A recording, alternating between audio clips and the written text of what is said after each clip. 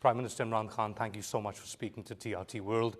Let's get straight to it. How concerned are you with the deteriorating situation in Afghanistan? Well,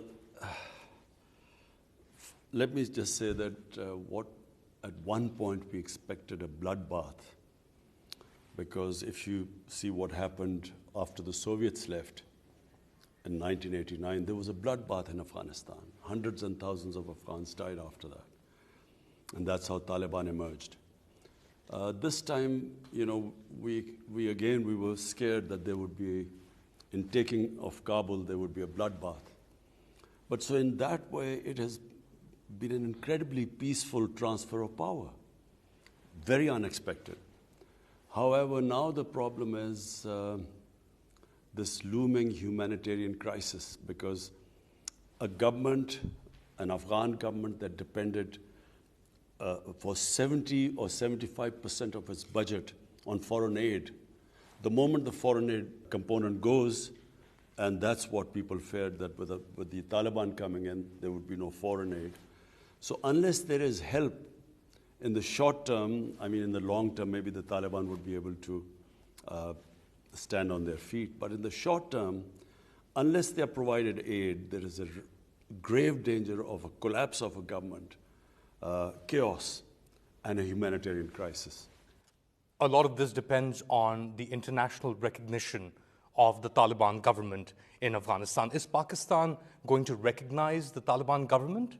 And if so, when? Well, our government decided that we would be consulting all the neighbors of Afghanistan. We will discuss with them about the timing of when to recognize the Taliban regime. So we are in discussion. And so Pakistan alone recognize the Taliban is not going to make much difference. It has to be preferably, the United States and Europe and China and Russia. But if all the neighbors get together, who are going to be the most affected if there is chaos in Afghanistan, if we all get together and sort of form a joint policy when to recognize them, I think it would have more impact than simply Pakistan recognizing them. But it's a difficult position for Pakistan, because unless and until there is recognition of the Taliban government, humanitarian aid supplies, all the reserves that are frozen abroad for the Afghan government, they can't necessarily be released. The big question is, when is the United States going to recognize them? Do you expect the United States to recognize the Taliban government? Sooner or later, they'll have to. At the moment, as you can see in the Senate hearing, in the media, there is shock, confusion in the US. They are completely surprised by this outcome of, after 20 years, Taliban coming back again. And there is, at the moment, finding scapegoats. I feel very unfairly targeting President Biden. I think it's unfair because what could he do? Whenever a date of exit was given, if 2 weeks before that exit date, the Afghan army collapsed and the president fled the country, the same thing would have happened. So, he was taken by complete surprise, and as was everyone else. But I think he's been very unfairly being targeted. And also they're trying to find scapegoats, one of them being Pakistan. And therefore, they're not in a rational mindset the way forward. But clearly, if the US does not defreeze their reserves and the Afghan government collapses and this goes into a chaotic situation, the biggest loser will be the people of Afghanistan.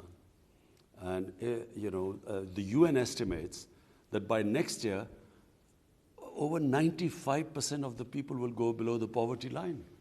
So therefore, they have to come up with a solution.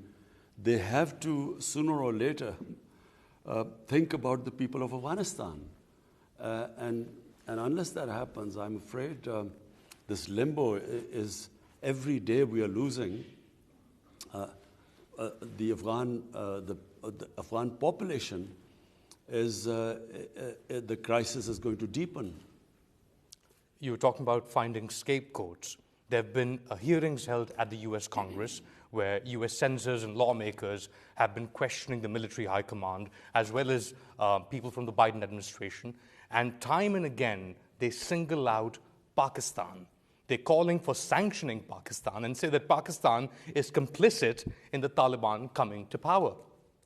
You see, people like us who know the history of Afghanistan, and Afghanistan's history is very closely tied up to history of Pakistan, or what was then India. But the border adjoining the border with Afghanistan is, if you know the history of that, of the Pashtun people, because they're roughly half the population of Afghanistan is Pashtun. Double that, the number of Pashtuns live in Pakistan. And along the Afghan border, both sides are Pashtun tribes. So if you know the history, anyone who knew the history knew this would happen. So people like me who know the history, and I did a travel book also of our side of the Pashtun areas, Pashtun tribes. We knew this would happen. We knew that eventually there would not be a military solution because the people do not accept foreigners. They have resisted foreigners, especially if they are not Muslims. And the Pashtun tribes might fight each other, but when a foreigner comes, they get together. And then the second characteristic of a Pashtun is that they seek revenge. If there's someone is killed in their house, they will seek revenge. And to seek revenge, they will join the militants. So on this side of the border, exactly the same thing happened when we decided to become an ally of the US. Because the Taliban were Pashtun, sympathies for Taliban not because of the religious ideology, but because of the Pashtun nationalism. On our side of the border, we had for the first time the Pakistani Taliban. And they called us collaborators and started attacking us, which is the TTP, the Pakistani Taliban. Exactly the same thing happened on the other side. The more collateral damage, the more drone attacks or aerial bombing, the more night raids where people were humiliated or killed, the more the militant ranks swelled. So the Taliban movement grew over a period of time. And by 2008, I went to the US. I addressed the think tanks. I met Joe Biden as a senator. I met John Kerry as a senator. And I explained to them. But then I realized that they were clueless. The American public had no idea what was going on in Afghanistan. Hence, they are completely taken by surprise. They thought they had built a democratic government, that they had liberated their women. People in the US thought like that, and there were so few American casualties. So Afghanistan was, something which was not in their minds. So when this suddenly happened, they had been all taken by surprise. And therefore, you see this in Senate, the sort of questions being asked. They had no idea that this was happening. But believe me, in Pakistan, people who knew Afghanistan's history, Army Chief in 2010, General Kiani, he went to meet President Obama. He explained to them that there will not be a military solution, that the moment you lead, the Afghan army will collapse. He told them that, look, you will leave a mess there, and we in Pakistan will suffer the consequences. But they had no idea. Some people say that this position of yours, now looking back in retrospect, is quite prescient. But they also accuse you because of the stand of being, they call you Taliban Khan. You see, it was this awful, arrogant, imperialistic attitude of the Americans under George Bush when he said, either you're with us or against us. After 9/11, this amazingly ridiculous statement, if you do not support our policies, you're against us. So therefore, if I did not agree with this military solution in Afghanistan, then I was pro-Taliban. And that's why they're all in a state of... Are you pro-Taliban? I'm anti-military solutions. I do not believe that the way to solve world's problems are using military means. I was against the Iraq war. If there's an objective analysis done about what has happened in Iraq, I even objected to my own country using military means, for instance, in East Pakistan, when we used military, to resolve the issue. I do not believe in military solutions. But in this case, I knew the subject much better than anyone in the US understood.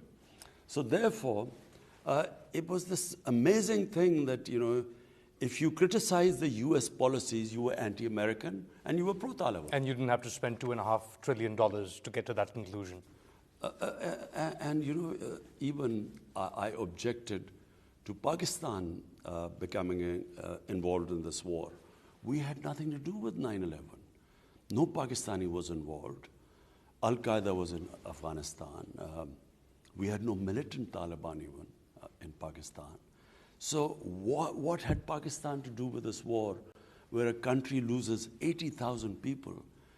Our whole tribal belt was devastated. 3.5 million people internally displaced.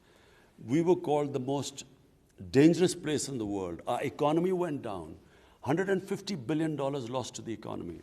Our currency lost half its value in 2008. So, we paid a heavy price for this. But for what? And in the end, rather than being appreciated for making these sacrifices just because we became an ally of the US, to be scapegoated for this blunder in Afghanistan, I think that has been the most painful thing for us. Are you afraid now that because of the scapegoating and because of this revenge or animosity within the US towards Pakistan, that we or the Pakistanis will suffer more adverse consequences? I think whenever this anger goes and some rationality appears in the US, they start rational thinking about this. They will realize that how could Pakistan be responsible for this? Simply because how could 300,000 well-equipped Afghan army give up without a fight? And Afghans are one of the bravest nations in the world. Why did they not fight? It wasn't because of Pakistan. How could they give up to 60 to 70,000 lightly armed militia? If Pakistan was helping them, they appeared in Kabul on motorcycles without shoes. Compare them to the Afghan army. So if you do an analysis of why that happened, why did they not fight, the conclusion will be anything but Pakistan was responsible. The conclusion will be, number one, Afghans have always resisted foreign occupation. They're a very independent-minded people. They're basically a free nation, free-thinking people. Their culture is very democratic. So they do not accept foreign domination, number one. Number two, the way, I repeat, the night raids, the bombing from the air, you do not fight guerrilla warfare by bombing villages. So the collateral damage, then there was hatred against the Americans, and that hatred translated into more militancy, more people joining, and Taliban became a popular movement in the rural areas. So that was the reason why, in the end, they didn't win. It wasn't because of Pakistan. Now the Taliban is in power, and Pakistan is left behind once again to deal with the fallout of a hasty US withdrawal. Recently, you wrote in a Washington Post opinion piece that the international community will want to see the inclusion of major ethnic groups in the Afghan government. But I spoke to senior Taliban leaders in Kabul, and they say that there is no way that they will allow the inclusion of people like Hamid Karzai, even Abdullah, people that were part of the previous dispensation during which the Taliban lost a lot of their own people, families, and so on and so forth. So where's the disconnect there? What does Pakistan do if the Taliban refuses an inclusive government as Pakistan and the international community has been pushing? Look, from Pakistan's point of view, when we say an inclusive government, we recognize, and everyone recognizes, even the Taliban would recognize, that Afghanistan is a multi-ethnic group. Pashtun are around about 50% of the population. Then there's a big Tajik minority. Then there are Uzbeks. Then there are Hazaras, and other smaller minorities. So, an inclusive government means a stable Afghanistan. So people who are interested in the welfare of the people of Afghanistan, who've been through 40 years of conflict. So anyone who feels, wishes them well, would want a stable Afghanistan, and a stable Afghanistan means an inclusive. Yeah, but the Taliban then turn around and say that you are interfering, Imran Khan is interfering in the internal affairs of Afghanistan by pushing for an inclusive government. So let me clarify. Number one, as a well-wisher of Afghanistan, we would want them to be stable and have an inclusive government. Now, what sort of inclusive government should not be dictated to the Taliban government? Because that is interference. If you say, pick so-and-so and so-and-so and take names that you must include them, that is interfering in their internal affairs. And I would imagine that they would resist that. Because remember, Afghans are independent-minded people. There's no, the idea that anyone can control them from outside, whether it is the US or it is Pakistan, it is a fantasy. It cannot happen because that's their history. So we can just, as well-wishers, suggest that there should be inclusive government, which they too agree. What should not happen is they should be dictated that, look, includes A, B, and C, and that would be interference. It's a fractured society, Afghanistan. It's a fractured polity, especially with various different groups of the Taliban now inside the country, in Kabul, in power. They can't even communicate with themselves. Do you think they'll effectively be able to communicate what they want, where they stand, and where they want to take Afghanistan to the international community? Look, I think... And also tying in with Pakistan, because Pakistan, or the international perception is that Pakistan controls the levers of the Taliban. They control the Taliban. Look, again, people don't understand the Afghan character. You cannot control people of Afghanistan. And history as a guide, I mean, look at the history of Afghanistan and say, look at the history of the whole of India. You had one battle, and whoever won the battle controlled India. Afghanistan was never like that. As I repeat, it is a decentralized, democratic system. They are very democratic people. It's not a feudal system as it was in India, which is why it was easier to control India. And because the tribes, the Pashtun tribes, which are half of Afghanistan, and twice as many Pashtuns on this side, they resisted the British exactly for 80 years. The British controlled the whole of India, but the Pashtun areas, the tribal areas, there was resistance throughout the 80 years of British interaction with them. So therefore, Afghanistan cannot be controlled from outside. It is a very difficult situation which they are in. Anyone who takes power after 20 years of fighting, civil war, people think they have given a lot of sacrifices. So now to come into power and then even dealing with your own people, forget about it, including other people who were not part of the struggle. Even dealing with your own people, I would imagine, is a pretty difficult situation right now for Afghanistan, for the Taliban government. So therefore, if you're asking me what will happen, I don't know what will happen. I pray, that's all we can do. We pray that after 40 years, the people of Afghanistan would have peace and stability. But I don't know what will happen. How would you define the US-Pakistan relationship as of now? I think, well, we're talking with the US. We're constantly in touch with them. Our security, our head of intelligence is dealing with them. Our foreign minister is dealing with their foreign secretary. But the president hasn't called you up. No, he hasn't, but it doesn't have to be like that, I mean... Why is that? The the president or the heads of state, I mean, when they talk to each other, basically it's a formality because all the homework is done by people below. So it's not necessary. It's not necessary for the most powerful man in the world to call the Prime Minister of Pakistan, who is at this moment one of the most critical people as far as Afghanistan is concerned? You see, I repeat again, I think right now President Biden is under a lot of pressure because, you almost seem sympathetic. Sympathetic because, he is being criticized for the awful airport scenes. But, my contention is, how could he predict that 2 weeks before the exit, the president would flee the country and the Afghan army would collapse? We couldn't predict it. Taliban couldn't predict it. So how could he predict it?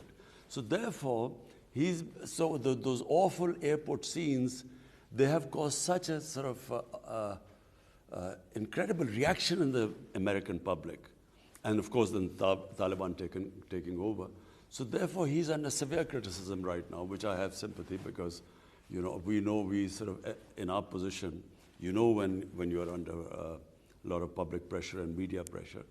So I guess, it's up to him. I mean, when he wants, he can talk. So there's a way forward still for US-Pakistan ties, despite what has happened or this animosity? Of course. I mean, the US-Pakistan ties have been, over 50, 60 years since Pakistan became part of SEATO and CENTO, and then in the Cold War we were with the US. Ties go up and down, you have your highs and lows. But I think on Afghanistan, it is critical that US now plays a part. Because, look, they were there for 20 years. And if there is a mess, they wash their hands of Afghanistan, it will become a repeat of 1979 when the Soviets, when they left and the US left. And look what happened to Afghanistan after that. The bloodbath that took place, over 200,000 Afghans died in that, and there was total chaos in Afghanistan. So the last thing for anyone, most of all us, we neighbors will be affected. Others around Afghanistan, all the other neighbors will also be affected.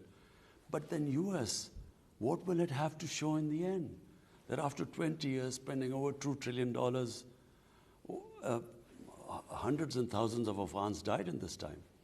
What will they have to show if there's chaos there again? And then in chaos is where the international terrorists found a safe haven. In the past month, actually in about 40 days, since the Taliban walked into Kabul, there have been 24 attacks on Pakistani security personnel inside Pakistan, in the border areas and settled areas. Around 100 Pakistani security personnel have been killed in these attacks, which have been claimed by the Tehreek-e-Taliban Pakistan, or TTP. Is Pakistan facing another or renewed attacks by the TTP because of the emergence of the Afghan Taliban in control now in Afghanistan?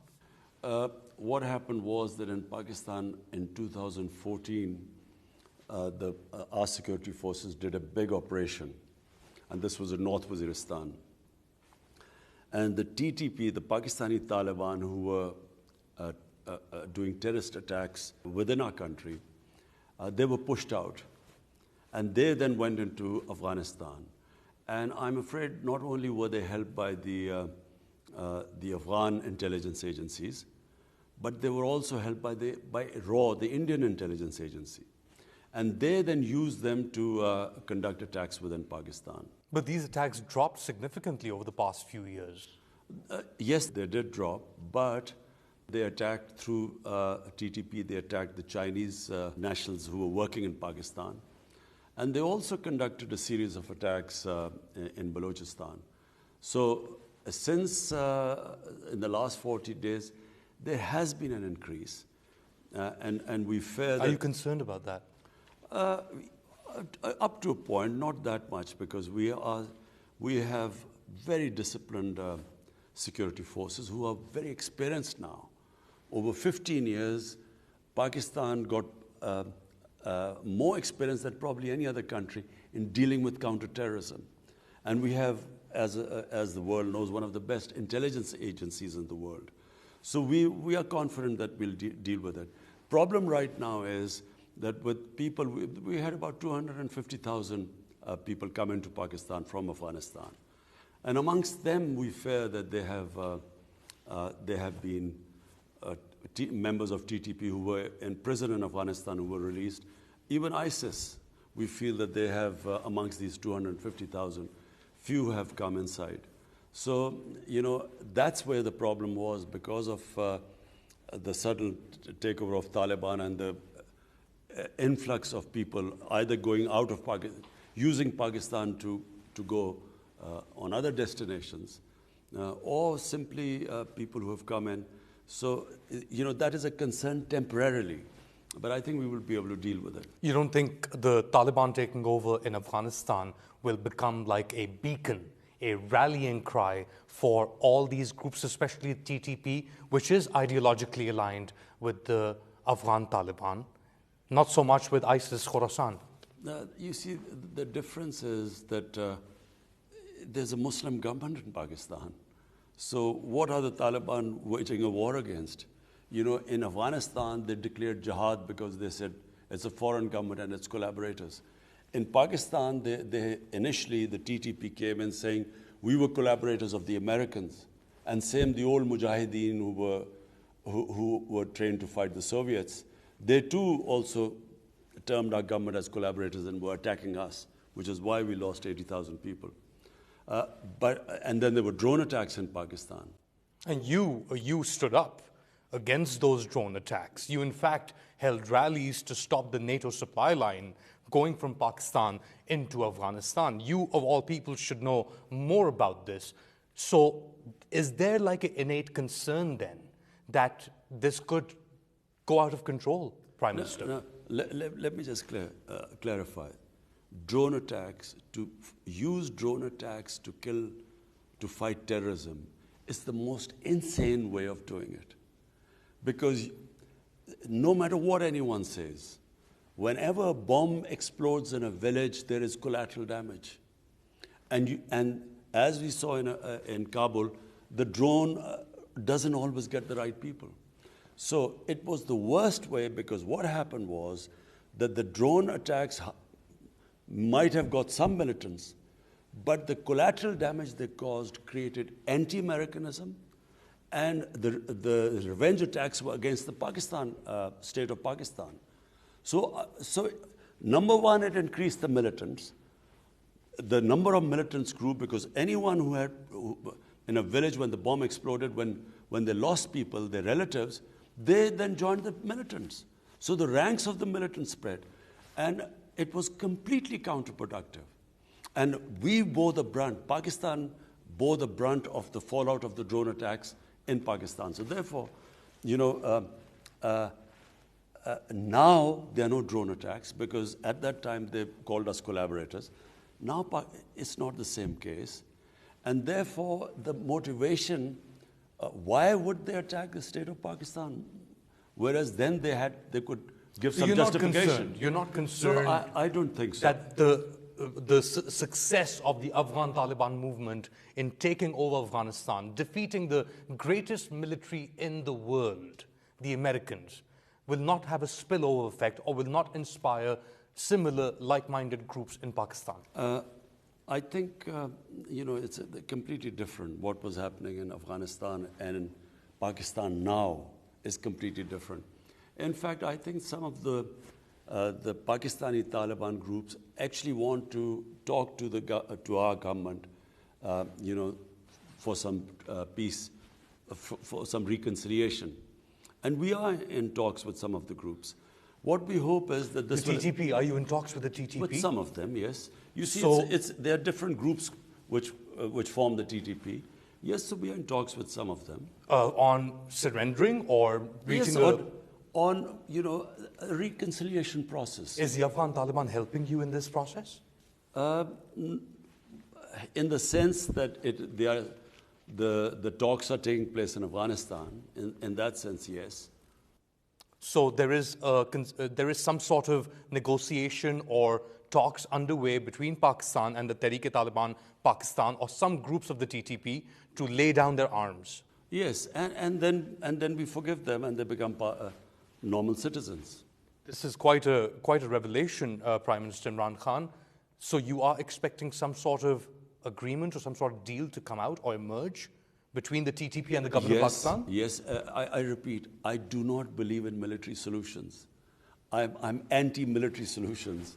So I always believe that, as a politician, political dialogue is the way ahead, which I always believed was the case in Afghanistan. So why is the TTP attacking Pakistani security forces if they're talking to you and trying to reach a negotiated settlement? I think that was just a spate of attacks, but we are talking. We might not reach some sort of a conclusion in the end, a settlement, but we are talking. We are also talking to the Baloch militants.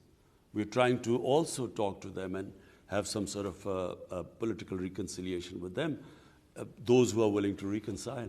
You mentioned India and the role of India that Pakistan says was instrumental in carrying out attacks in Pakistan. There's been a lot of disinformation emanating from Twitter accounts, or social media accounts controlled or being operated from India. Recently at the UN General Assembly, you said that there is a war against Muslims in India, including in Indian-administered Kashmir. If this is the case, what can Pakistan do to raise this issue, to contain this war against Muslims in India, as you say it? Look, what do human right groups do? They raise the issue at all levels and build pressure finally to fight these human rights which are being abused, not just of Muslims in India, but specifically what is happening in the Indian-occupied Kashmir. So we raise it at every forum, United Nations, in the Human Rights Forum, in the international media, because when people talk about maybe the human rights abuses of Taliban, I think it should not be selective. They should also talk about what is happening in Kashmir, where about 900,000 Indian troops have basically put 8 million Kashmiris in an open prison. So therefore, I feel that it should be even-handed. When human rights are selectively talked about, they lose their credibility. I feel very strongly that the world, the international community, should, and the countries, the powerful states, should talk about what is happening to the people of Kashmir. And that's it, lip service on talking about people of Kashmir? That's how pressure is mounted. In East Timor, there was... But now the Indians are part of the Quad.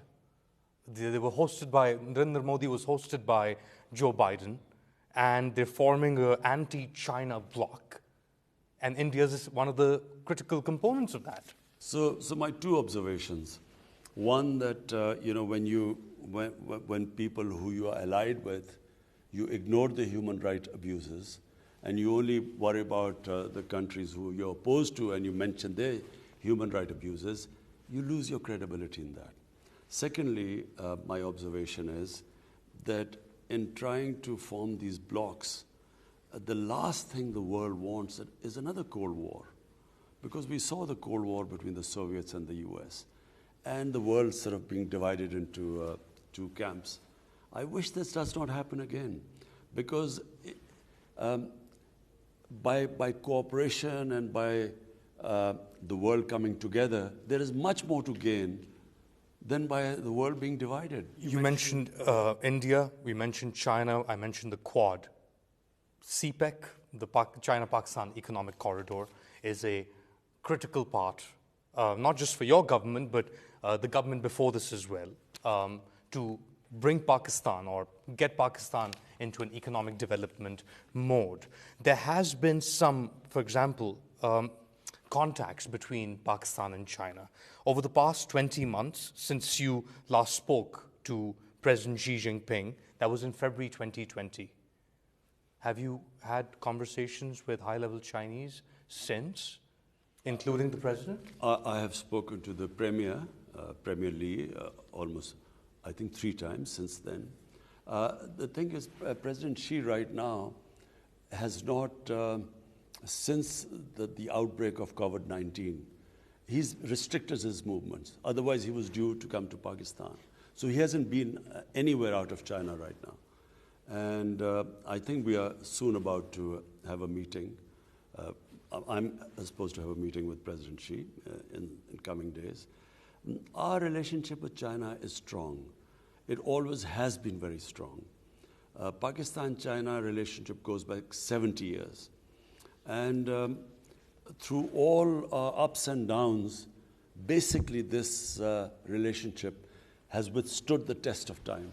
So you're positive that despite the slow progress maybe of some CPEC projects, it's all good as far as Pakistan-China? Yes, we just had the JCC meeting recently, and it's heading in the right direction.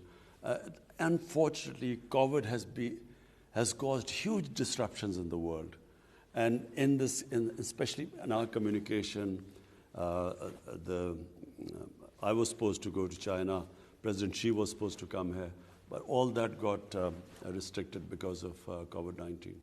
Finally, you're talking about major disruptions in the world.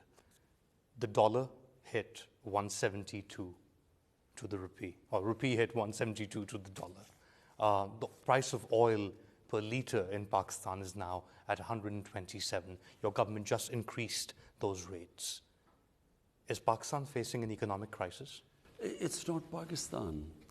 COVID-19 has disrupted supplies all over the world. Commodity prices all over the world have gone up. In fact, Pakistan is still cheaper than other countries. But is Pakistan hurting as a result of it? Like most developing countries, in fact, developed countries too. In fact, look what's happening to India. India, there's massive increase in poverty because of COVID-19.